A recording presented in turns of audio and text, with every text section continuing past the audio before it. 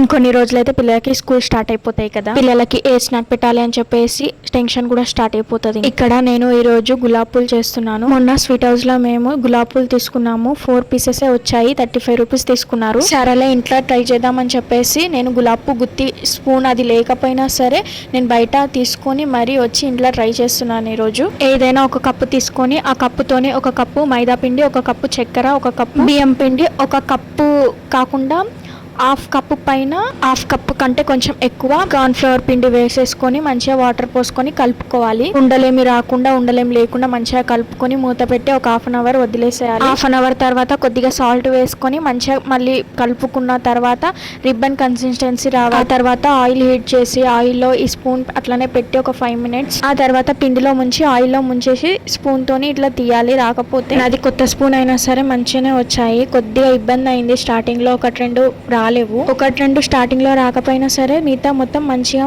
Perfect గా వచ్చాయి. మిగతా పిండి మొత్తం ఇలానే చేసుకోవాలి, కానీ ఇవి చేయడం కొంచెం ఇబ్బందిగానే ఉంది. ప్లస్ ఇంకోటి ఆయిల్ ఎక్కువ పీల్చుకుంటది అనమాట. ఇవి చేయడమేమో కానీ ఆయిల్ మొత్తం వేస్ట్ అయిపోయింది. ఎందుకంటే మనం గులాబ్ పూలు ఆయిల్లో నుంచి తీసేటప్పుడు ఆయిల్ ఫుల్ బయటకు వచ్చేస్తుంది.